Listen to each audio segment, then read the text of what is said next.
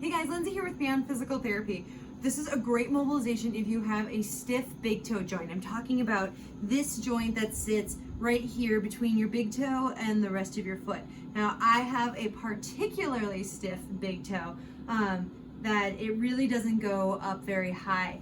For runners, ideally, we want you to get as close to like 90 degrees as possible, that big toe will point straight up toward the ceiling. And as you can tell, I am nowhere near that, but I can still run. It's not pretty, but I can definitely still get it done. But that's why now I have some extra like bony growth over here, commonly known as a bunion, but I feel like a grandma when I say that, so we're gonna call it a extra bony growth.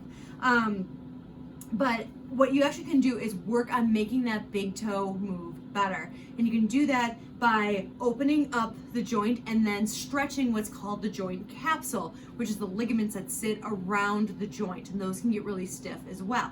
So to stretch all that and mobilize that. Now, your big toe is a big joint, so you need to be a little bit more forceful with this and like grab onto your toe. Like, don't mess around here. Don't like just little fingers. No, you need to like hold on to this mother. So you're gonna put one hand just below the joint, so where that like bony bump is there, right below that. Give it a good firm hold. Don't squeeze it, just give it a good firm hold. And you're gonna grab onto your big toe, and the first thing you're gonna do is pull outward and pull that big toe away from you. So we're opening up your big toe joint. So pull out and then you can release it back.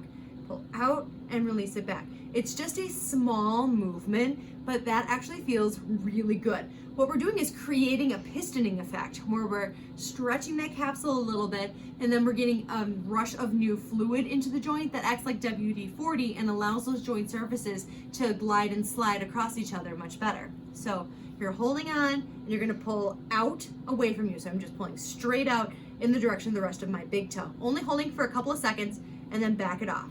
Pull and release. If your foot's a little sweaty, grab a washcloth, put that underneath your hand if you need to.